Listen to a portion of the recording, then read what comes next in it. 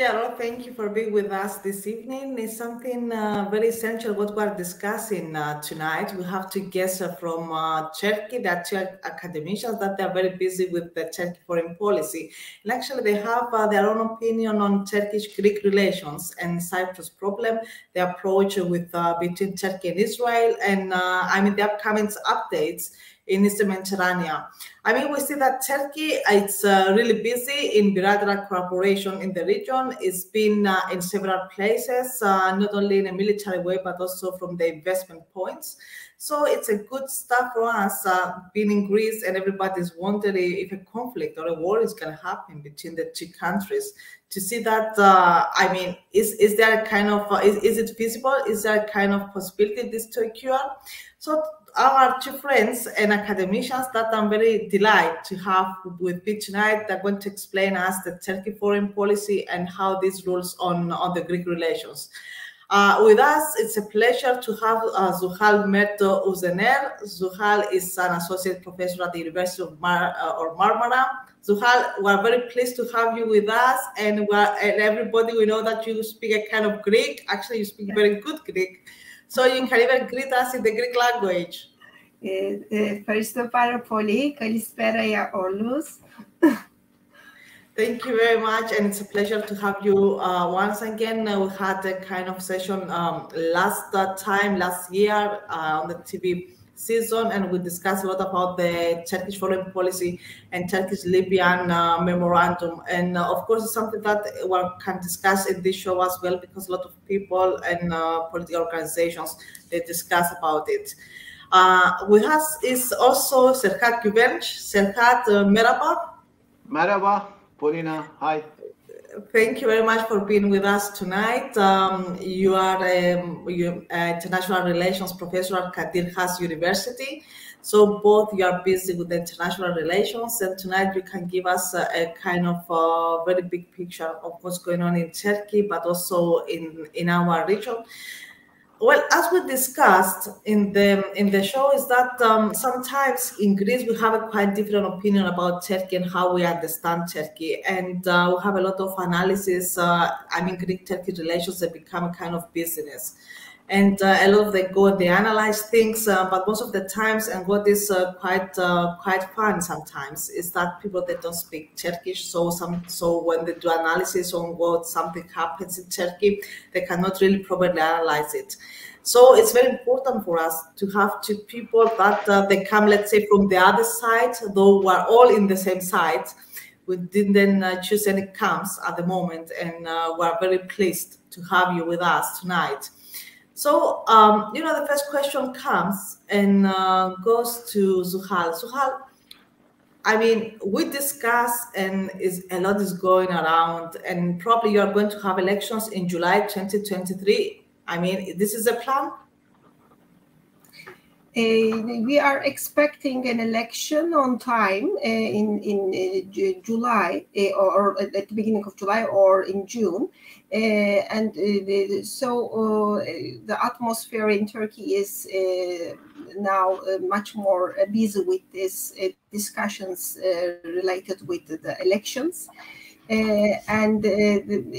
Sometimes we can see that the foreign relations are a part of these discussions, and we see some, let's say, the controversies in between different party representatives about the existing foreign policy. And it's not only about Greek-Turkish relations, of course, because we have sometimes the serious, much more serious topics, as you know, because of this rising threats, because of Ukrainian the crisis. So the atmosphere is really busy with many things. So the question is, do the elections will take place? I mean, do you believe that Mr. Erdogan will delay them, or is going to postpone them? And actually, if an election is coming, the first question I is... think yes. I don't expect something to delay elections, and there are some discussions discussions, I know, especially in Greek public opinion, any probable tension may be a kind of tool to postpone, or is it possible to delay the elections just because of the threat of losing on the government? But I don't think that it will happen. At the end, it is very serious problem what we are talking about right now for Turkish democracy, and I expect the elections will be on time. And today, actually, in Turkish politics, we are talking about the weaknesses of the opposition. Some problems exist, but and when you look at the public polls, the proportional the position in this the competition is not so low for the governmental side I am talking about. So I think that it will happen. It won't be something like a kind of conspiracy theory to throw Turkey to another side of the world. At the end, Turkish democracy shall be enough strong to realize it, and I believe that it will happen. Serhat, who is the one that can compete Mr. Erdogan in the elections? If you had asked that question, a month ago, I mean, my answer would have been totally different. But the leader of main opposition party, Kemal Kılıçdaroğlu, the head of Republican People's Party, is kind of imposing himself as the uncontested candidate representing the entire spectrum of Turkish opposition. But it is difficult to say that he has secured the kind of support he would need to gain the upper hand in the elections against Erdogan. And this is very interesting because Erdogan is probably is going through the weakest period in his political career these days. I mean, his approval rate has been very low compared to a few years ago, and he has economy that he has to manage until the elections. And I agree with Zuhal Hoca in regard to the timing of the elections. I think we are on track to the elections, not a fast track. Well, there were rumors that Erdogan could seek early elections to take the opposition by surprise. He was counting on a sudden improvement in the economic conditions, which, according to his calculations, would translate into improved votes for him and would catapult him to the power for the third time as president. But obviously, those calculations did not work, so he has to wait. And the only war that may prevent Turkey from having the elections on time, unfortunately, is the possibility of Russia using a nuclear bomb, a nuclear weapon in Ukraine, and this triggering an all-out, nuclear conflict between the West and Russia. Yes, go ahead. So the point is that Mrs. Aksener is not the one that can compete Erdogan. Is not in the plan, to be maybe, what we think is that, she follows a kind of tremendous process the last year. So we're thinking that probably people they are pushing, the leader of the opposition to be the one that is going to compete Erdogan. But at the end of the day, Aksener, she can make the surprise, to be the one that can remove him. Well, it seems that the opposition parties have made an understanding among themselves. Akşener made it plainly known that she would not run for president, but she was a candidate for prime minister, because one of the election pledges of the opposition parties is to return Turkey to a somewhat strengthened parliamentary system. And under such system, I mean, the role of prime minister will be more important than it was in the past, and probably comparable to the political role of president is playing today. So, well, it seems that there is a division of labor between the leaders of the opposition parties.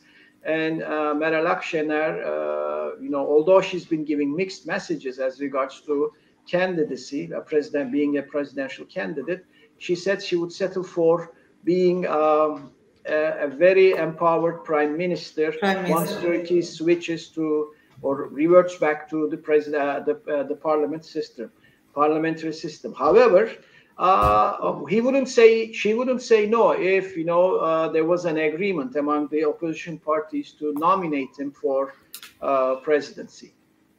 Zuhal, why do you worry so much about the vulnerability of Turkish democracy? And I mean, do you believe that Erdogan being president twice, he traumatized the Turkish democracy and the principles of freedom? I mean, if Erdogan is gonna leave, I mean, actually there is a kind of possibility that he's gonna lose the election. And actually, if he's gonna leave, what is the new thing, the new president, what do you expect from the new president to do for Turkey?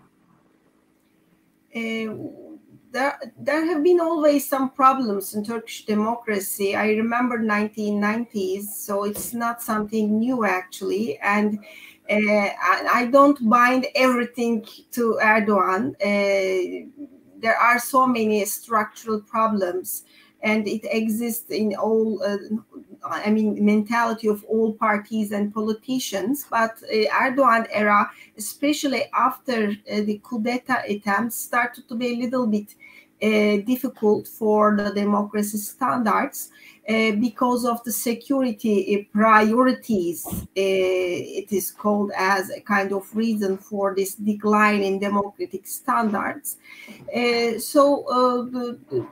What we may expect, there are so many problems actually, and maybe as an example we may talk about the latest development about these social media regulations in parliament.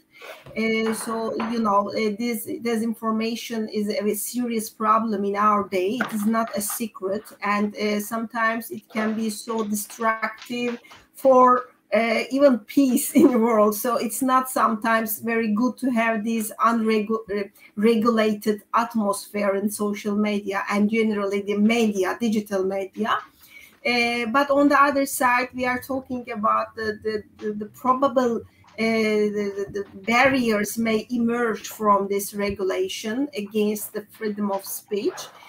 So it is a sharp and very difficult the regulation, especially when you securitize several fields of politics, then it can be really the dangerous and the negative for the democracy in a country. So, of course, what we may expect from the new era must be related with this, the regulations about freedom of speech and the democratic standards, participation, representation matters shall be resolved, and also there are problems related with inclusivity of the politics, and it must be returned back. We had in some period of the time in Turkish politics. So these are much prominent right now. Actually, it is possible to see these topics are identified in Turkish political leadership. And when you look at the latest steps taken by the government. Zuhal, do you expect that Mr. Erdogan is going to lose the elections, or does he has the kind of mechanism to regain and be, the key master in the game? I don't know. It is a very difficult question. Who will win now? As Professor Güvenç mentioned, this economic crisis is really difficult for the government to overcome. But we know, I remember actually there was an election in between two sides, and one side was insisting on big and powerful Turkey, and on the other side there was a reference to democratic Turkey, and the powerful one was victorious. So we cannot know who can win this the election until the last moment. But what is very critical, according to me, finding out a proper, the right leadership, because what I know in Turkish politics, the leadership is very critical. So the common, let's say the leadership idea is not so much secure and the powerful for Turkish understanding. So the stability and the feeling of security is much more connected with the strong leadership. And when we look at the latest developments in Turkish politics, it's obvious that this is the most important discussion, how much it could be satisfied by the candidates, alternatives to Erdogan. This is the big problem. So if it is satisfied, people may choose alternatives, but otherwise, if there are some weak appeared, I mean, I don't want to call people weak, but at the end, this image, we are talking about images, how this the majority will consider, is very important for Turkish elections. Serhat, how do you believe that the elections of July, they may affect the Turkish-Greek relations? Elections cannot be held in July. It will be too late. Constitutionally, elections should be held before July. I mean, before 23rd of July, indeed. I mean, otherwise, they will be violating a constitutional mandate. Well, it depends. It depends on the outcome of the elections, and it will depend largely how the issue of Greece and the problems with Greece will have been played up by the political parties as part of their competition to win the elections. So, Serhat, let's take it, because this is very interesting for the Greek public. Mm-hmm. So let's make a kind of comments here. What actually Turkey or Turkish foreign policy consider as a problem with Greece? What are the main problems that Turkey has? I mean, what kind of problems Turkey sees from the Greek side? These are Turkish perceptions, not necessarily my personal opinion. This is what we're looking into this session tonight, to understand what Turkey needs. Okay. The main issue, the principal concern regarding Greece these days is this increasing U.S. military presence in Greece. I mean, we're NATO partners. Supposedly so, but I mean, there is a substantial U.S. force military built up, not very far from Turkey, indeed. I mean, 50 kilometers from the border in Alexandropolis. It's a transit area mostly for troops and equipment intended for other NATO members in the Black Sea, such as Bulgaria and Romania. And also, it is also observed that Greece is used as a transit for U.S. arms transferred to Ukraine, or being transferred to Ukraine. But nevertheless, the Turkish public opinion, led by opinion makers, believe that that military buildup can turn against Turkey anytime Greece or United States wish. So there is a potential here, and this potential. So Serhat, if I understood correct, Turkey sees that U.S. can invade Turkey through Greece. Yes, or let's say, exactly. I mean, that's the. Or Greece can become a vehicle of U.S. foreign policy to invade Turkey. A proxy, to be precise. Okay. The perception or the view of Greece these days is Greece has become willingly a proxy, or is willing to become a proxy of the United States in helping United States encircle Turkey, strangle it, and push it back, or for some extreme, in some extreme interpretations, we should be bracing for an upcoming U.S. invasion of Turkey, because U.S. has the military buildup in place in Syria. They're in Syria. Now that the U.S. Congress lifted the embargo on the Greek Cypriots, on Cyprus, in Cyprus. So we may see deployment of U.S. weapons in the island. And related to this U.S. presence, of course, this illegal militarization of the island, Greek islands in the Aegean. They are considered part of the growing Greek military threat to Turkey. But maybe for some analysts, Alexandroupolis is seen as the alternative U.S. presence in the region after the incident of Turkey buying Russian weapons and the base of Irchidlik.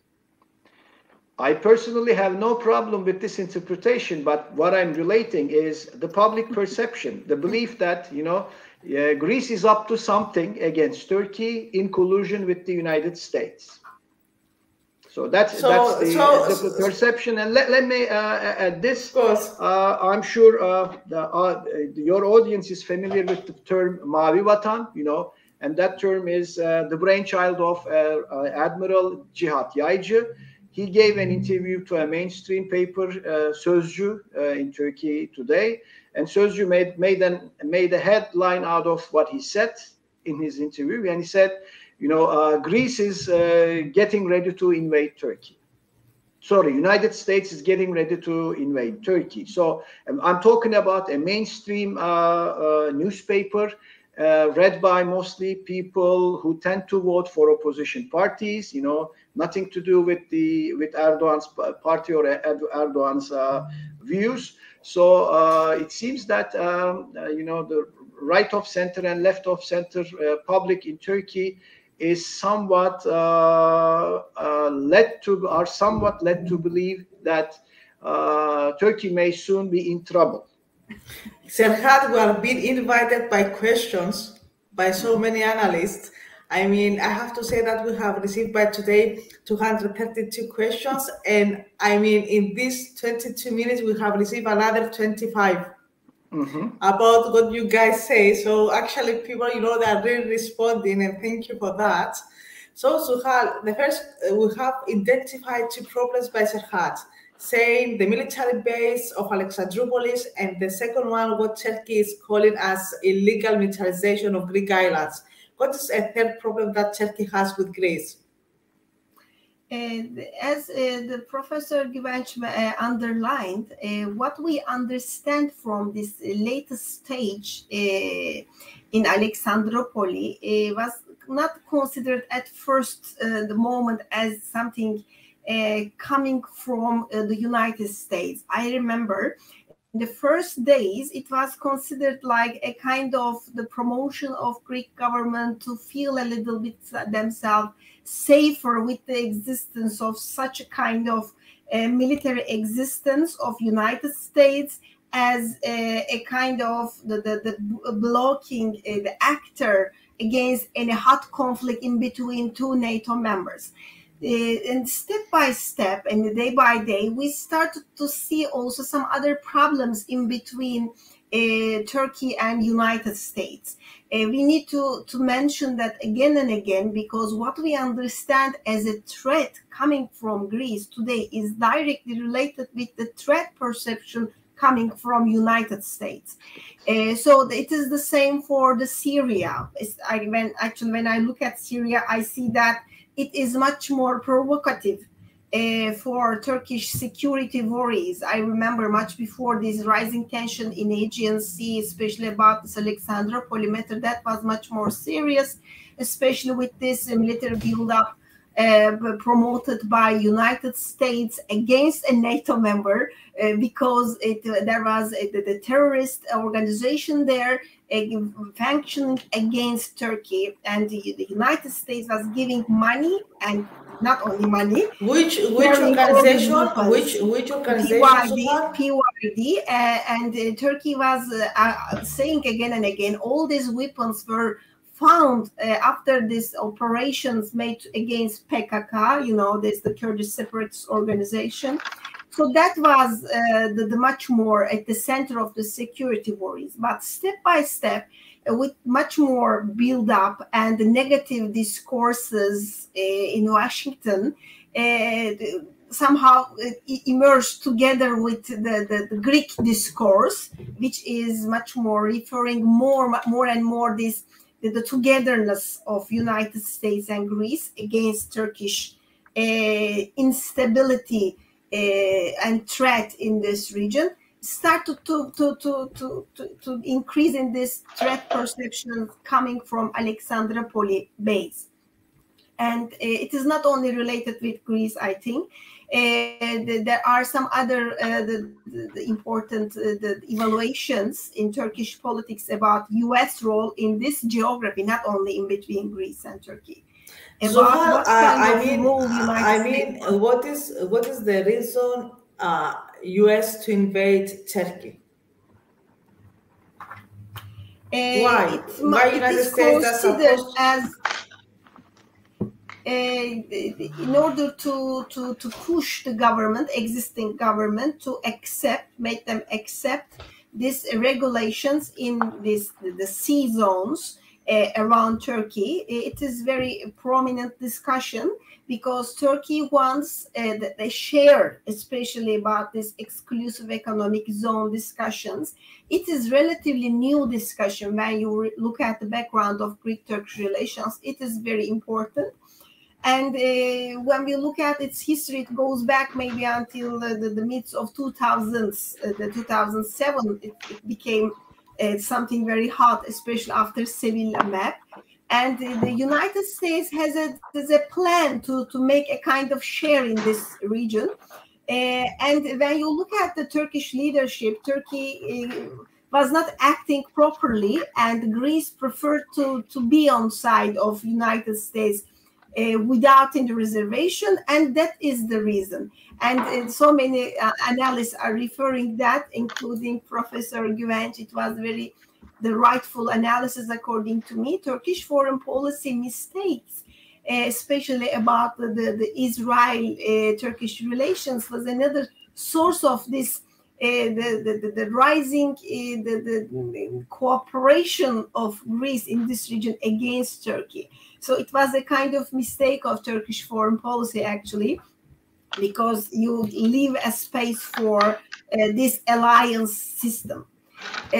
So why United States wants to invade? In order to make Turkey agree to these regulations. When you look at today's newspapers, it was discussed in detail about making Turkey agree for any let's say withdrawal from Cyprus, about again Kurdish state in northern Syria, and what I see more, and also about the domestic structures inside Turkey, making it democratic, as the democracy missioner, as it happened in other places. And this the gossips are so tense because of another very important concept we refer in IR, preemptive strike. So preemptive strike concept is considered always very dangerous by Turkish foreign policy. It's not about the government. It is something coming from the traditional perspective of Turkey, which is something common with Russian perspective. Russian says the responsible to protect instead of responsibility to protect in world, this the rights of people. So it can be a real threat for people's lives. So all these things are combined in all analysis as a source of threat. And United States, this declining power in the world, are tried to be to brought back by provoking wars all the world. This is the main reason. And what is done in Aegean Sea is considered only a small piece of that in all these analyses. So it's not only about Greek-Turkish relations. I'm talking about this perspective. Yeah, exactly. We understood. Yeah, it's clear. Serhat, I mean, taking these points from Zuhal, the question is that Turkey, it's 80 millions. Greece is just 11. So actually, you are a big power constantly. Also, you used to have good relations with Turkey. Now you enhance your relations with Russia. I mean, you buy a lot of military equipment from there. So you can be considered as a friendly nation to Russia. So do you afraid of a Greek invasion in Turkey? Do you feel that? Do you feel weak towards Greece? Well, no, I don't think Greece is likely to invade Turkey anytime soon. And the fear is not an invasion indeed, but so Serhat, there is the other way around. I mean, can Turkey invade or create a kind of conflict with Greece soon? Turkey cannot invade Greece either, because Turkish military has deployed to the southeast of country to tackle the situation in Syria. Many informed analysts will know that bulk of Turkish forces are no longer facing Greece or the Aegean, but facing Syria and in southeastern Turkey. And therefore, Turkey doesn't have the forces in place to invade, to conduct an invasion of Greece. And my personal opinion, I personally think that both political leaders, your prime minister and our president, for a while entertained with the idea of a very short, swift conflict, which they could present as victory at home to their respective publics. But both are rational politicians, and they realized it's not possible. Therefore, I see a toning down of the rhetoric on both sides. But nevertheless, your prime minister is in trouble as well, and our prime minister needs desperately to win the elections, and they will continue to drum up this, the threats of invasion. Serhat, I mean, apart from these political dramas for gaining votes and be established at home and in-house to feel secure, I mean, mostly for their power, there is from your side and your analysis, there is no case for a short conflict, a short invasion, or for example a kind of provocation from Turkey to Greece. Well, there might be provocations, but Turks and Greeks have learned to deal with each other, because they've been playing this provocation game for decades, and they know how to manage crises which may result from minor provocations. Over years, I have become convinced that if there is not a clear, strong political will on either side or on both sides, an accidental war is almost next to impossible in the Aegean between the two countries. If there is a political will, and I'm sure you will know if there is political will on your side, but on our side, there is no such political will. But they're playing this drama to cater for the public's need for drama, indeed. And keep in mind, Greeks gained their independence from the Ottoman Empire, which are the ancestors of the modern-day Turkey, and Turks celebrate their Independence Day as something they gained. They won against Greece.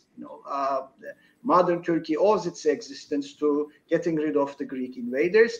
So both sides have this trauma of invasion or ruling by the other side. And it's easy to play, it's easy to, how should I say, put it, fan or provoke these almost primordial fears on both sides. Saying something against, taking shots against shots at Greece pays off domestically in Turkey. However, for the first time in decades, this political tension has not trickled down to the popular level. The tourists, visitors from both sides, were continued to be received warmly, and they were treated as usual, the way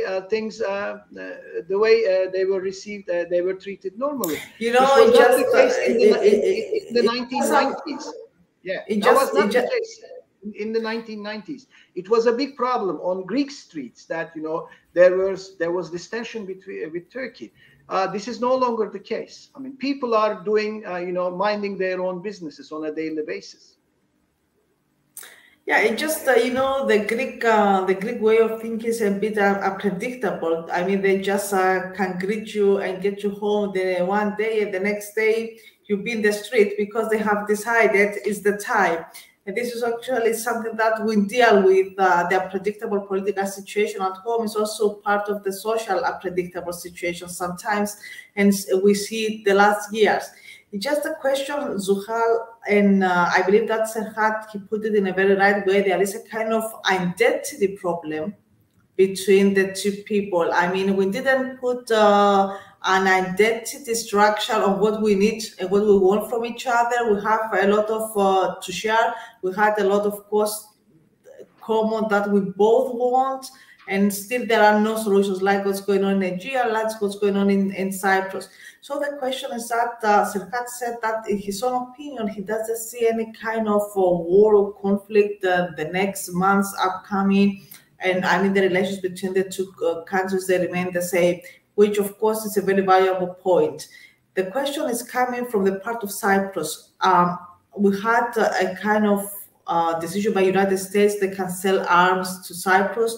Cyprus now is going to be an armed island. Of course, from the Cyprus side, we consider it that it's time sometimes to face what's going on the island. So there are a lot of voices that they come and they say, guys, I mean, either we live together, either we have two states, or the third solution is just a war to take everything back. I mean, we live with these three voices all over the years.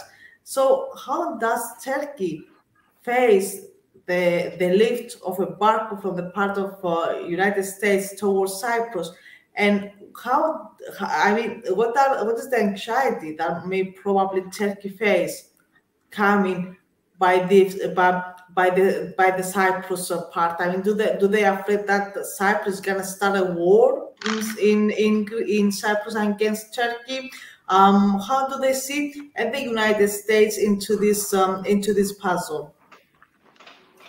I think in Turkish consideration, this deployment of arms is not considered as rightful. First of all, because of the low frame. We now refer the Turkish existence in Cyprus as a part of the founding treaties. But what is done by United States right now is against all the legal texts in front of us. This is the official perspective to this happening. But there were some reactions against this decision of United States about lifting up the embargoes towards the Greek Cypriot side. And one of them was about the strengthening the military existence of Turkish army there by sending additional the equipment and the creation of additional bases, naval or the unmanned the aerial the devices, so famous these Bayraktars, for the creation of a base for them.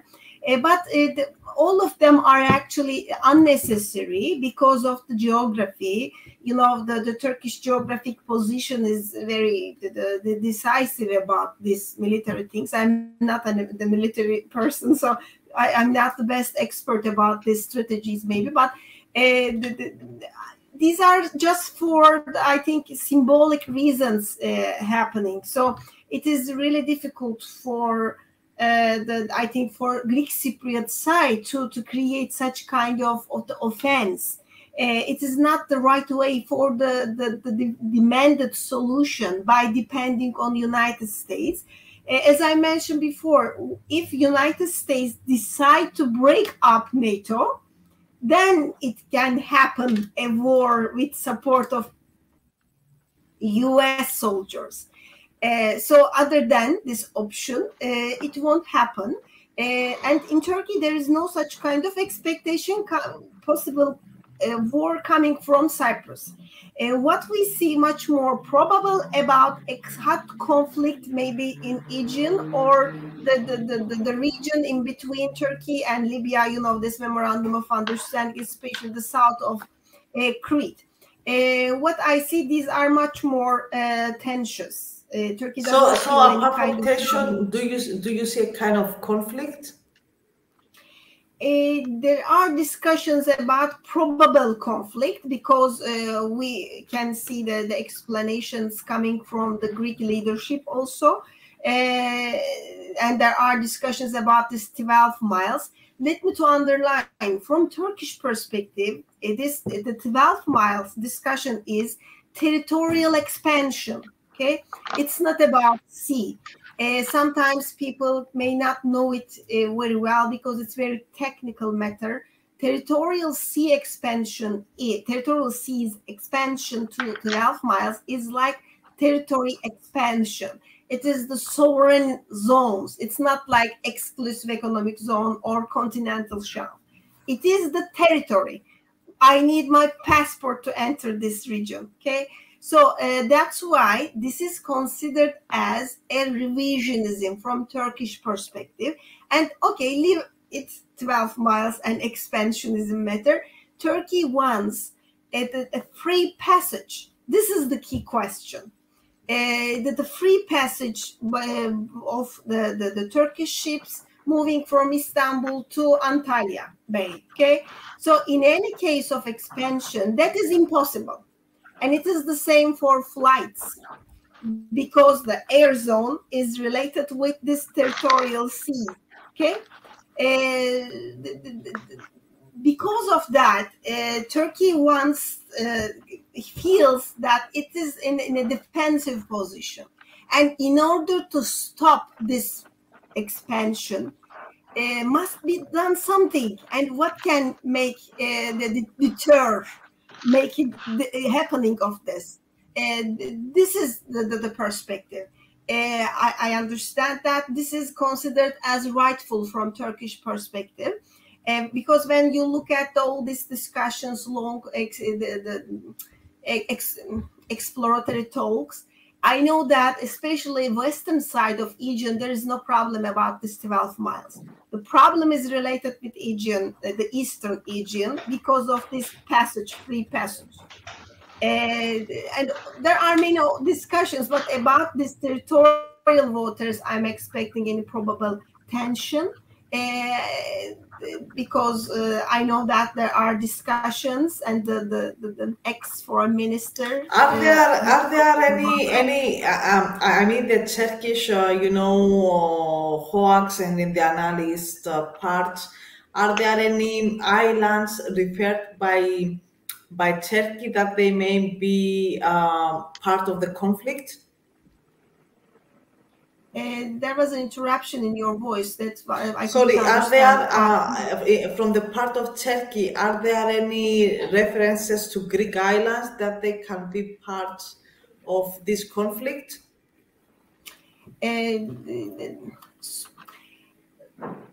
According to whom I will answer this question, this is the most important the matter for me, because if you are looking at the Bahçeli, the Nationalist Party, they have another idea. When you look at the popular discourse for public consumption, there are some wordings, the coming at night, but also there's another part, and I want to focus on that more in order to be more optimistic. There is a traditional foreign policy. It depends on the rational calculation, because I want to trust still in this atmosphere. I can, you may challenge me, everybody's talking about nuclears. Maybe it's not so right time about rationalism, but let's think about the rational calculation of their interests. And I think Turkey does not want to invade and won't invade the Greek islands. What Turkey wants, this disappearance of the let's say, the military personnel, because maybe we like or we don't like what the Turkish defense minister said. These equipments are few for defending these islands against Turkey. So it is again something meaningful, not meaningful for for other purposes, for invasion. So what is the purpose of the armament in these islands? So Serhat, in what Zuhal points out in a very good way from the Turkish perspective, is that there is a kind of militarization of the Greek islands. Still, I mean, Greece has the right to keep necessary military personnel on islands. Of course, there are provocations by Turkey. This is how Greece interprets the whole movements. Also, Greece interprets the refugees issues as a kind of provocation by Turkey. So until now, we have discussed about Alexandroupolis, we have discussed about the militarization, we have discussed about refugees. What kind of issues does Turkey see from the part of Greece more?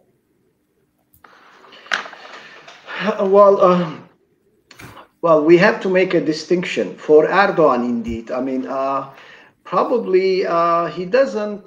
For him, I mean, he doesn't. Problems with Greece are not that important, or at least he doesn't see them. You know, issues that will hard issues that will defy solutions. But I mean, he can take advantage of the tension for domestic political purposes.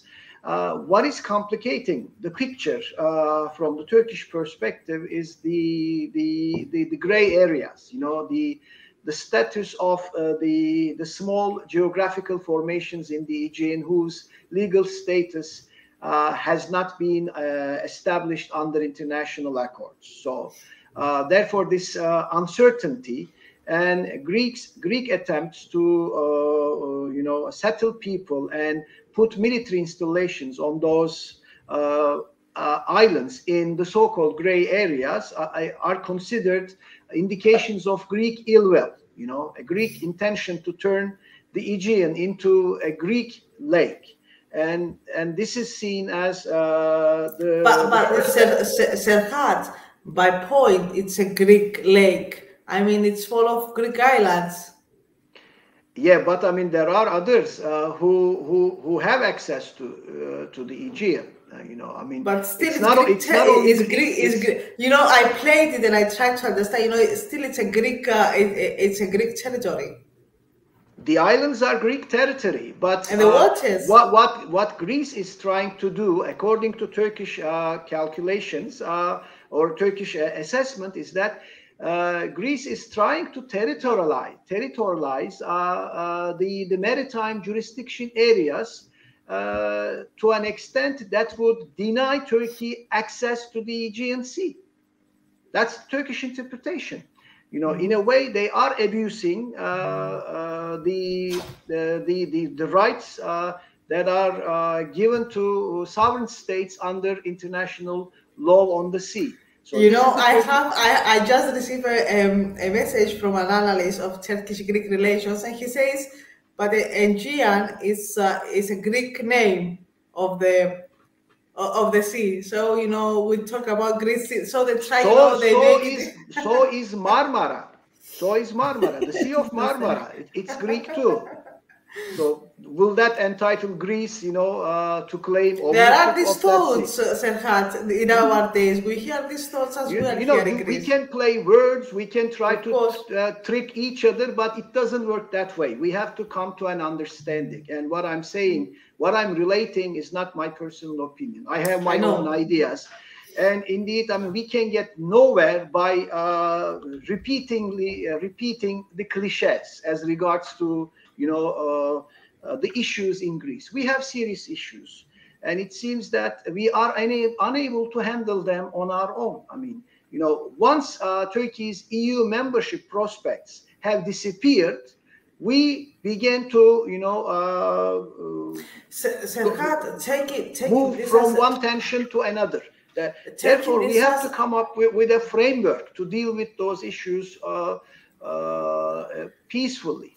Serhat, taking this point of Turkish candidacy to European Union, I mean, does Turkey foreign policy or the Turkish calculations, do they blame Greece for this failure? No. Greece is not the scapegoat, definitely. I mean, there are real culprits such as Germany, Angela Merkel, and France's mercurial President Sarkozy. They killed the prospects. They killed the process. Therefore, they are responsible. But the problem, I think, is aggravated when Greece elected a somewhat traditional politician, because under Syriza, under Tsipras, I mean, this may not go down well with the Greek voters, and I have no intention whatsoever in interfering or putting my nose into the business of Greeks. But once Syriza left the scene, Greece returned to its traditional positions in Greece, and this also triggered Erdogan's embracing the positions which were forwarded by the people who belong to this Ulusalcı group, who have been championing an extremely assertive Turkish policy in the Aegean and in the Eastern Mediterranean. So it takes two to tango, and it takes two to raise the stakes. And unfortunately, both politicians have just done that. Zuhal, we have the Turkish candidacy in European Union. It didn't go far. Now we have seen Turkey. 2 weeks ago, it was part of the Shanghai organization. So actually, they participated with Azerbaijan as candidates in order to be part of Shanghai organization. Of course, Shanghai organization is getting bigger. It's China, it's Russia, it's Iran. They're getting, it's Uzbekistan. We have seen so many changes because Uzbekistan until 2021 had great reactions, and it was really against Iran participating. Now Iran since 2021 is part of Shanghai organization, and we have seen Erdogan sitting with Aliyev, with the leader of Belarus, with Putin, and with the Chinese leaders. Does Turkey has towards its policy? Does Turkey feel that belong to East, or this is also a kind of alternative policy from the time that never became part of European Union can become part of Shanghai organization that is getting really big in political and investment traditions? When I'm listening to you, I remember the projects in our department. Do you know why I want to mention that? Because Turkish academicians and university students are trying to create several projects on the basis of their experience and their know-how, how to proceed the intercultural relations and platforms. And what I see in this process, Turkey is like a kind of carrier of these values. When you look at this people capital of Turkey, it is really progressed on this road, and nobody is against European Union and Europeanization, including Erdogan. I need to underline that.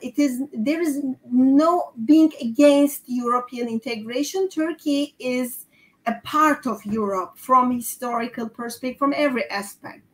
But what is the Turkish position is directly related with the global politics, first of all. When you look at the writings of Greek scholars, including Nikos Kougias, people know that there is a rising Asia, and we would like to be in good relations and in good position in this new order expecting us. So Turkey wants to play this geographical position. And I want to give another less an informal the reference. When we go out to out of Turkey, when I go to Europe, I feel so many similarities.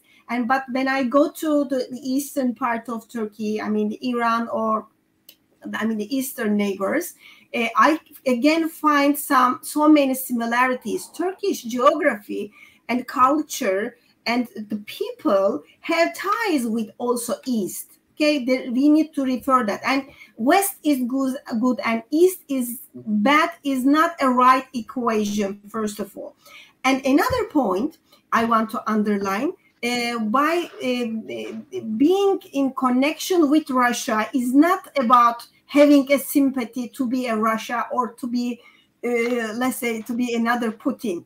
We need to underline that diplomacy is not like a club to go and enjoy the people, somehow like-minded people full of this, let's say, the club members. Diplomacy needs to be around the table who are not agree with you, and you try to make them agree. At the end, if maybe you are against what's happening by the other actor, you have to be in connection. What is wrong now in European politics, according to me, this: they closed all the mechanisms for any kind of diplomatic conduct, and what is done by Turkish politics now is right on that point. So you have to find a way to make agree your rival. Maybe he's 100% wrong, but he is killing people. Okay, so in order to stop war, you have to do something. Okay, but on the other side, the Shanghai is not an alternative to any other mechanisms for Turkey, for future of Turkey. Everybody knows that, and in Turkish academia, in the public opinion, so many people are agree that it is not the rational alternative for Turkey, because as I mentioned before, Turkey progressed a lot when you compare with the rest of them. Okay, so what can these countries may offer is a big question. But on the other side, there is an opportunity for the changing world order, and Turkey also has a sympathy for this region for other purposes because of this, the Turkic states union. So this is also another the project. So all are related with Turkey's rational to place itself in the middle of East and West. It is not only belonging to contemporary Turkey. It is also something similar when you look at including Byzantine Empire. So East is not something foreign. Let's remember this eagle with two heads. So the Turkey still has this feeling to have a connection with East and West, but by belonging itself more to West. Okay, so it is not like changing the mind and being an Eastern country. There is no public support to such kind of thing. But I tell you, I will tell you something, because as a Greek, when I go to West, I feel kind of familiarity, because a lot of culture, a lot of things that they happen in West, they began from Greece. Let's say from democracy. I mean, we gave everything to this world. So when I go to West, I feel a kind of familiarity. When I go to East, for example, when I used to be in Iran, when I used to be in Afghanistan, I could see, Greek names everywhere, even Persian Gulf. Yeah. We invaded Persian Gulf. I mean, we gave the name to Persian Gulf. We gave names to everybody. So I feel a kind of familiarity. But when I see myself and I identify myself in the space, in the time, I feel that I feel a kind of not of loneliness. I feel both cosmopolitan, but from the other side, I feel that the only place that fits me is the Greek territory. So in this Greek territory, at the moment, there are a lot of kind of interpretations with the Greek territory. And I see from the Greek side at the moment that the geography of the borders doesn't go with the geography of the mind and the geography of the history. So to what you identify, for example, that Turkey belongs both to West and to East, and it sees itself as a geographical combination and can bring both. It can be a bridge, but also it can be a very good trade road. I mean, for China, it can be the same for Germany. There are a lot of industries that they can happen in, and they can be helped by the Turkish geography. What, how this approach with Russia at the moment? I mean, first of all, I mean, the approach between Russia and Turkey is something honest, or is something opportunistic that happened now because Turkey is buying arms from Russia? And the second one, what is the involvement of Turkey in the war in Ukraine? Serhat, feel free also to participate into these questions. So you addressed the question to Zuhal. And you can also feel free. Okay. No. Thank you. Okay. What is foreign policy? We need to approach this question from that aspect. Which state is not opportunistic and realistic? This is politics, so we have to we have to be a little bit realistic, as you say, not naive. Okay, so of course there are some opportunities, some corridors in between this discussion. I agree with you, but on the other side, Turkey knows what is war with Russia. Okay, Turkey is on the border. Okay. So there were 13 wars, I believe, between the two countries. And it is not a good memory. So, and also, not only Turkish people, I think all people in Europe must see what is war, okay, from Ukraine.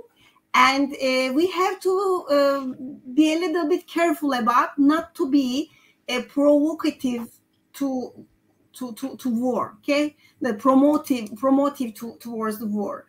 This is not about supporting Russia. Russia is an invader, surely, okay? And Turkish official standpoint is surely against this invasion, okay?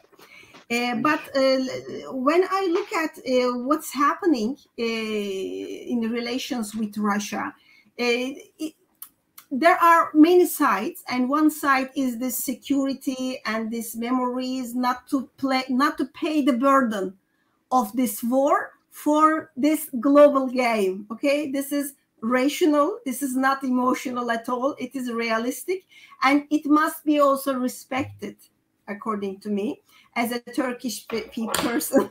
I don't want any kind of hot war in my country. So being away from such probable conflict, it must be at the center of any kind of foreign policy, according to me. So, and it is not being against Ukrainian honorable war. It is being much more humanitarian to stop this war, expansion of this war. And is it opportunistic? I think all states are opportunist, okay? So I don't want to compare with other examples, but if we need, I can find thousands of different examples about opportunism. Of course. So what is critical here, I think, must be reference to protection of human life, being against war in any kind of condition, and protection of humanitarian needs, like this, the grain corridor.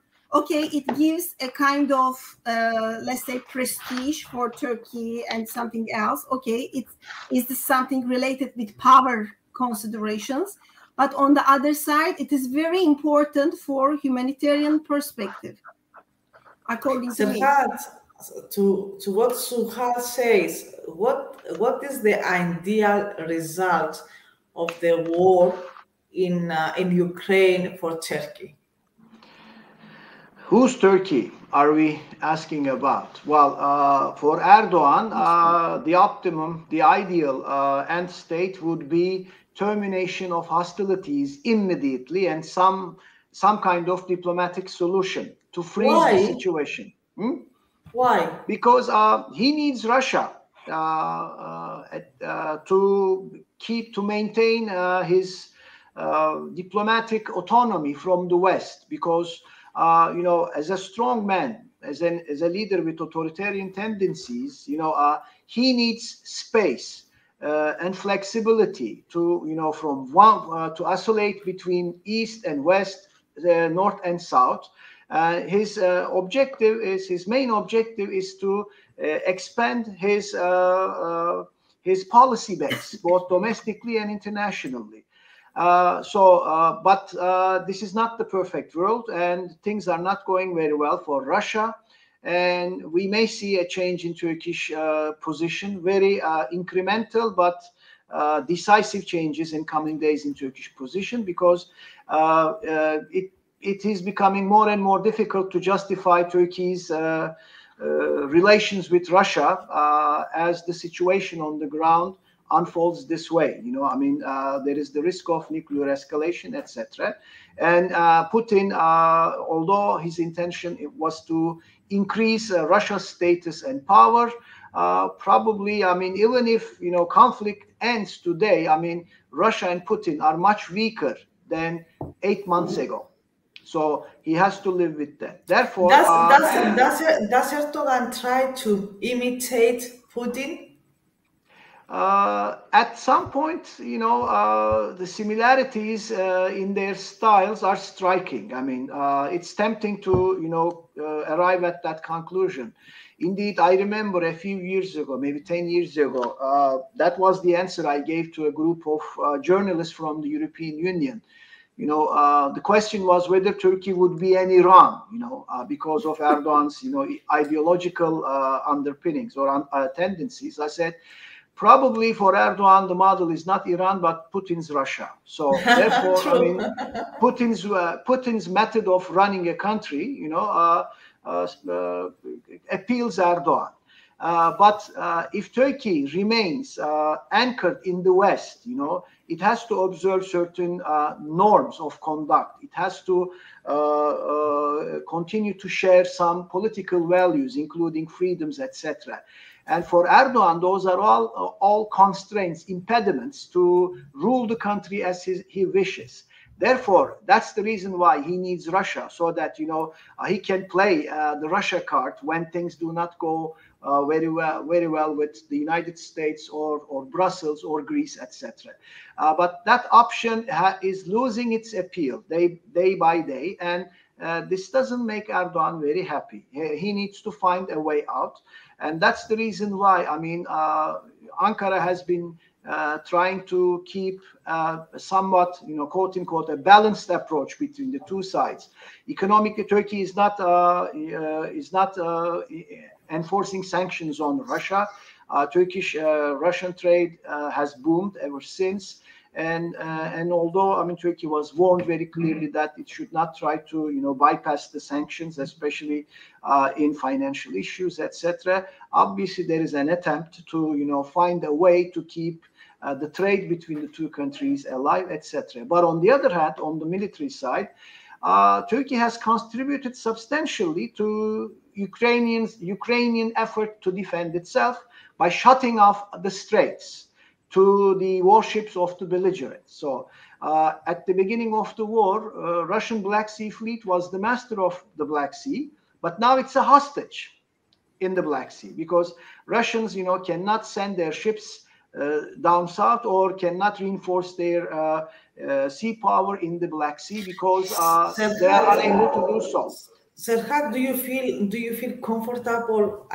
How battles they go further, and let's say that there is this kind of plan by Putin to move on to Odessa and probably follow to Moldavia. So it's not going to be any sea for Ukraine anymore. Let's say that this is a kind of scenario that we examine. In this case, we are going to have direct borders with Russia and no sea borders with Ukraine. Does this create a kind of insecurity for Turkey? Probably that created some kind of concern and apprehension for Turkey when there was a strong possibility that the Russians could take over the city of Odessa. But that's no longer the case. It doesn't seem a feasible option for Russians. And indeed, Russians are struggling to keep Crimea, indeed. And it seems that they will be, their forces there will be strained in coming days as well. And that's exactly the point I was trying to make. At the end of this war, we may see Russia's access to the Black Sea very much reduced compared to before the beginning of the conflict. Why?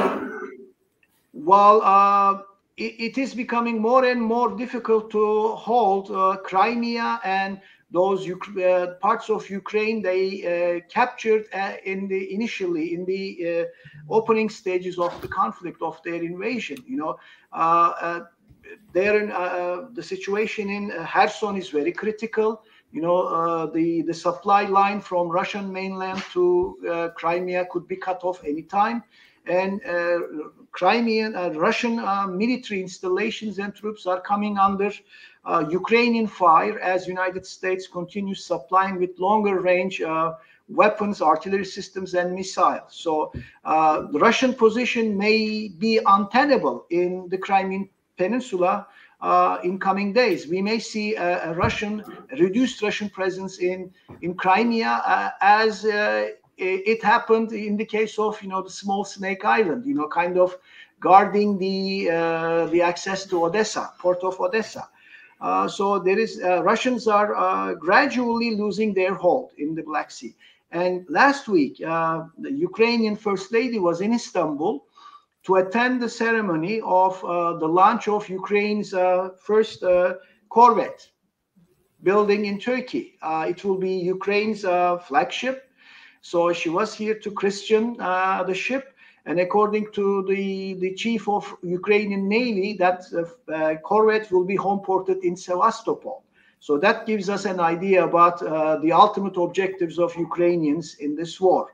And if that ever happens, that's the reason why I claimed that Russia may settle for much reduced access, far shorter access to the Black Sea than it used to enjoy at the end of this conflict. Suhal, do you feel a kind of in Ukraine there is a kind of community, the Tatars? There is a great approach between Azerbaijan and Turkey. We have seen Turkey try to get good relations with Turkmenistan. There, the things are getting quite difficult. Is there any kind of pan-Turkish strategy from part of Turkey? And if there is one, what is what is the goal? What is the depth of this strategy? I mean, do you see a kind of military strategy, a kind of political strategy, economic collaboration? I don't see any kind of military strategy, especially about the Crimean Tatars. But I need to underline that as it is the right thing for talking about the Balkans. I need to underline that. At the end, many people came from these regions are living in Turkey, and these people are sometimes supported by Turkish officials, not only Erdogan, AKP. So we need to underline that there is a huge sympathy to these groups from the existence of this country. This is a sympathy because they are Turkish-speaking populations, or because they are Muslims, or both? Both of them, because what is Turkishness is tightly related with being Muslim. So if you are Muslim, you are Turkish. Since the Ottoman millet system, it was the same discussion for Greeks and Bulgarians in Thrace. They were coming through this, let's say, this banditry groups to erode the other side. I mean, the Bulgarians or Greeks, in order to capture this region during this, the dissolution of Ottoman Empire. This Ottoman millet system creates the spirit of all these nations, not only Turkish nationalism. I need to underline that. And it is the essence that if you are agreed to be a part of this nation, if you accept, okay, You are Turkish, you are Greek, you are Bulgarian. This is the reality of whole Balkans and all these nationalisms, and not only for the Balkans. Maybe if we go a little bit earlier, it is the same for French nationalism. We may talk so many things about that, but what is critical here about pan-Turkism, it is considered like a kind of soft power, a kind of prospect, and a kind of the influence, not only by Erdogan and this government. Actually, 1990s were very famous related with all these discussions. Professor It's very true, of course. Give you very interesting examples from the political history of Turkey. I need to underline that this pan-Turkic ideas had a place in Turkish politics since so many, let's say, decades.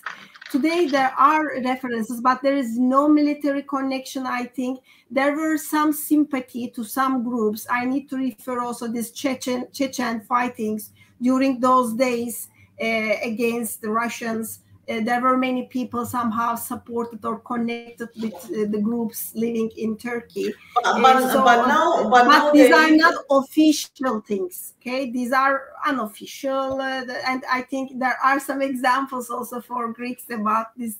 Zuhal, do you believe? You know, after the war, after the end of the conflict, let's say in Chechnya, now we see, for example, that even Ramonov,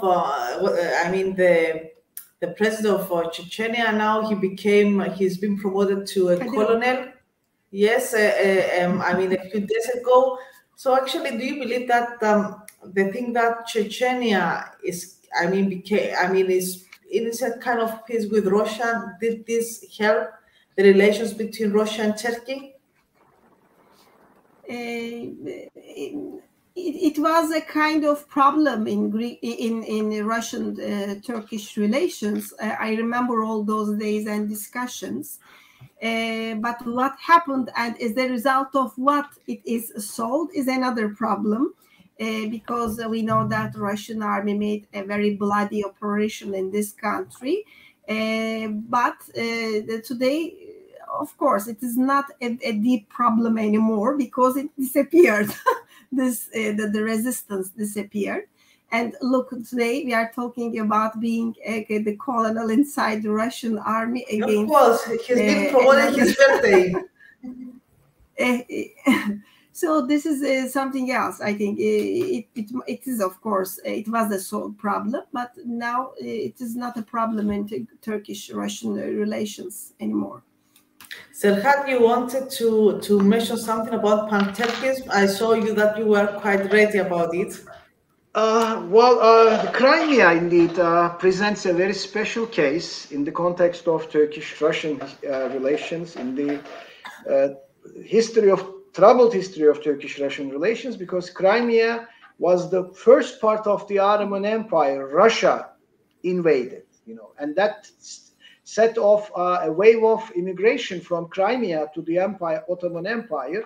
So there is this historical, cultural, and linguistic connection to that part of Ukraine. But nevertheless, this has never reached the level of an irredentist, how should I say, as feelings toward Crimea.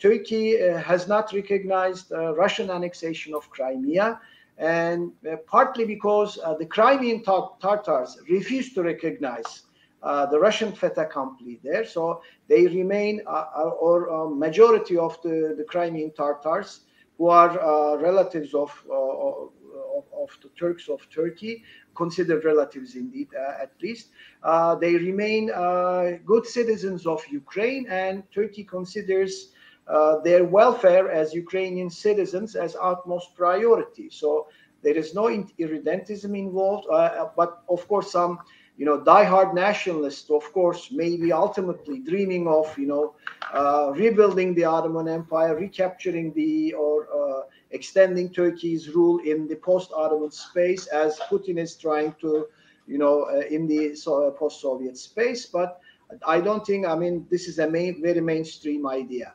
So Crimea is not viewed through a prism of pan-Turkism, but in the context of solidarity with Ukraine, and in the context of solidarity with Crimean Tatars as Ukrainian citizens. Yeah. So we have the last two questions.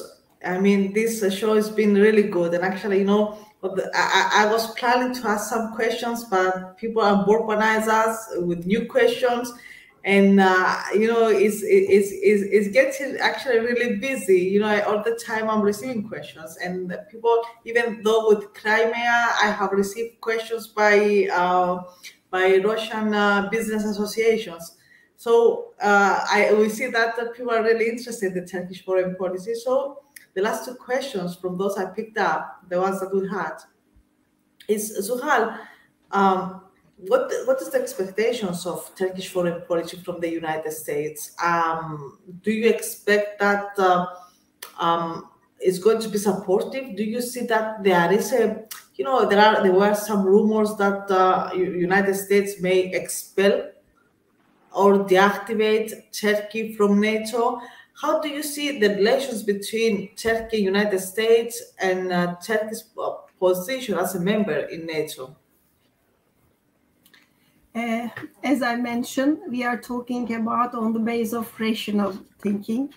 On the base of rationality, if I was American president, I would not prefer to push Turkish existence in NATO, because it is a tool to be influential in many different regions, and it is also a very powerful actor inside NATO. And it is not an easy thing to accumulate such kind of cooperation with any country. Today we are talking about the capacity of different neighboring countries to cooperate with NATO activities, but no one would be like a country spent decades inside NATO. And I think any kind of problem about that would be really harmful also against NATO's spirit, because imagine if something happened like Zuhal, this, which country will feel secure?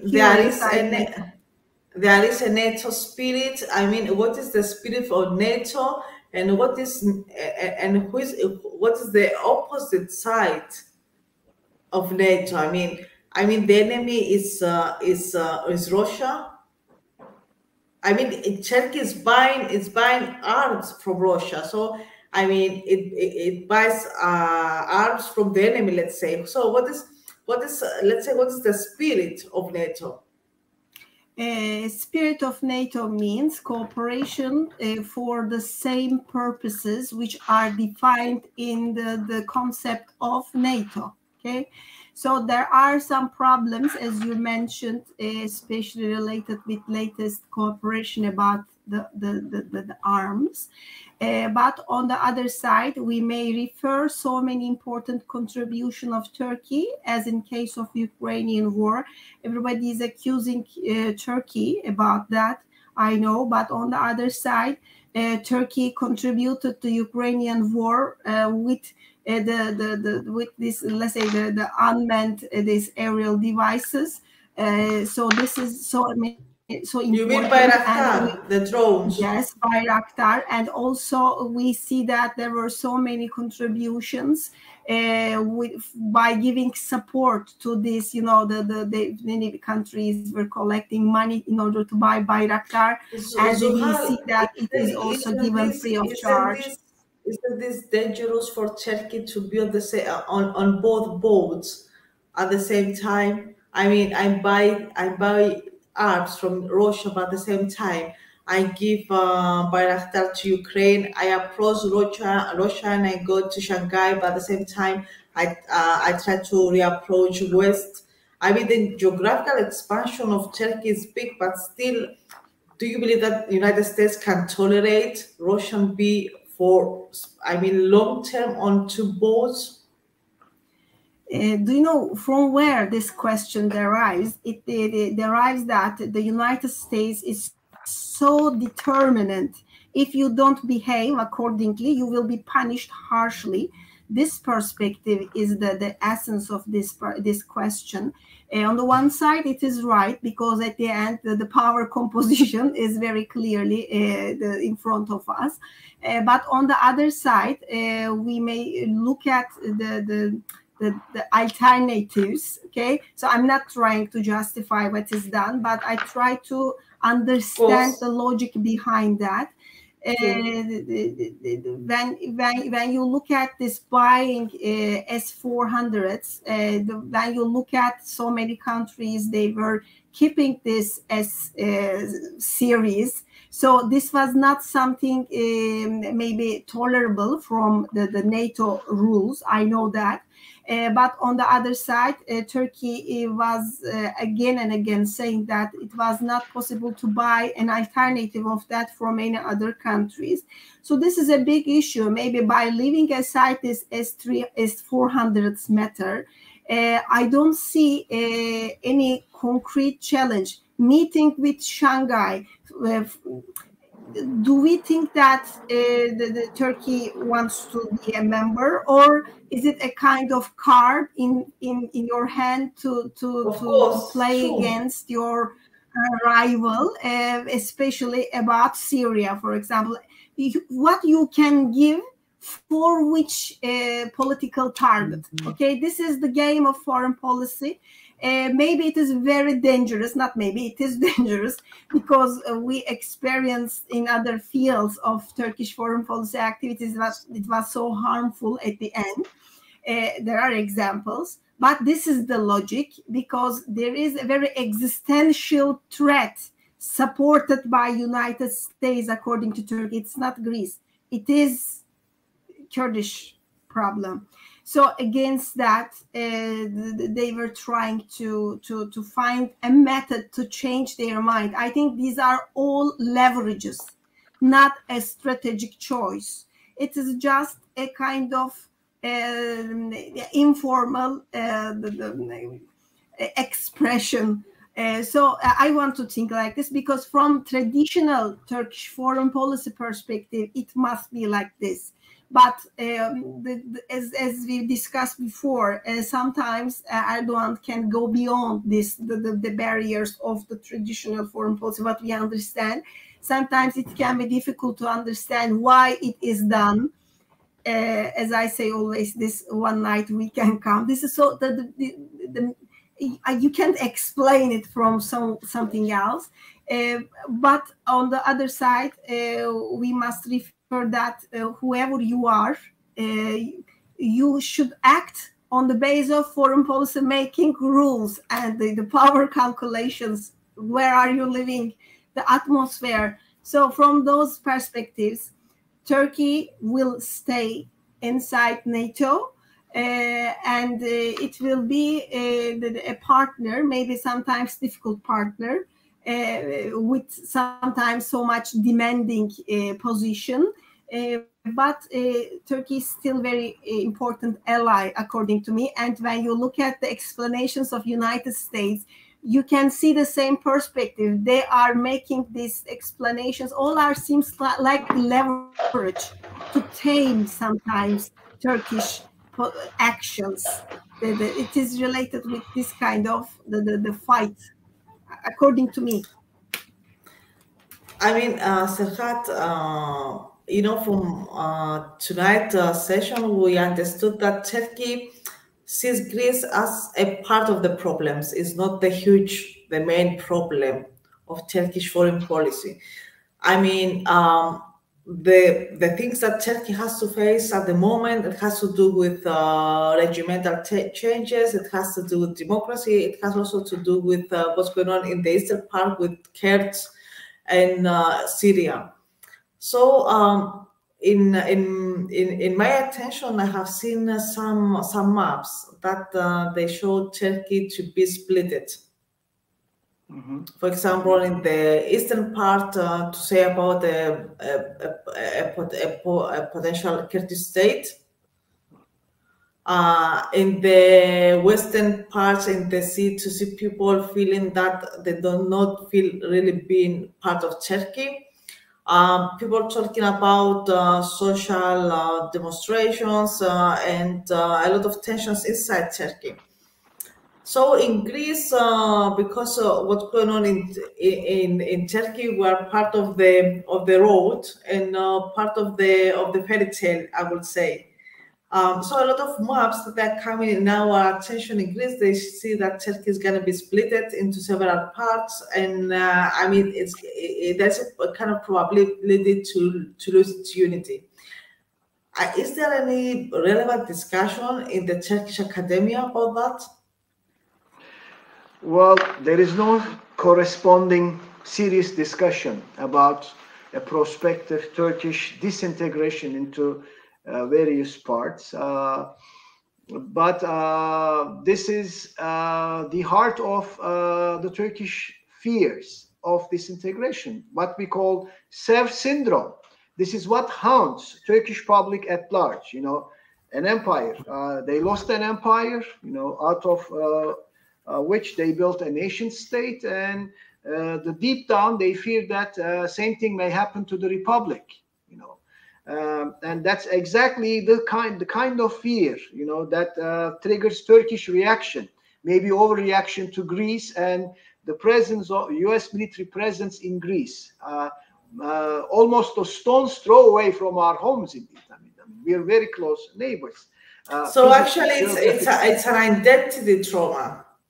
Well, whether, I mean, you know, it is just an imagination or not, but, you know, it's easy to, how should I say, hit that nerve, you know, and that when you hit that nerve, you get the very nationalist reaction, and which may, you know, put people on some kind of alert and turn them kind of frustrated with their neighbors.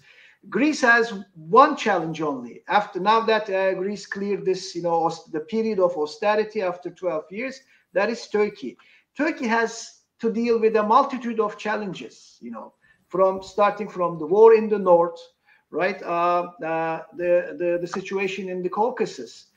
Nancy Pelosi paid a visit to Armenia, you know. For an average Turk, you know, those are all coordinated steps taken to complete this strangulation of Turkey or encirclement of Turkey by hostile powers, mostly powers, you know, friendly to the United States.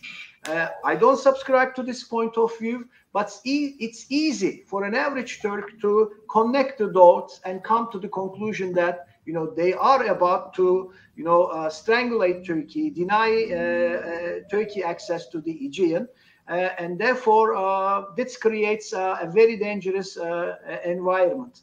One thing also I was gonna add to this, but I forgot this anyway, so maybe I should stop here. I've talked too much. Thank you both for being with me tonight. You know, we reach a really peak questions, and you know, all the time I've been bombarded with questions. People that were asking, I would say that certainly what you present us from the Turkish foreign policy perspective is respectively quite different from what we see. Unfortunately, here in Greece, we see Turkey as the main enemy, the time that we have internal and outside problems. Of course, since Turkey as the biggest enemy, at least, it keeps us away from development in the region. I mean, being too focused in Greece, in Turkey, I mean, took us away from much updates of what's going on in the region, the periphery.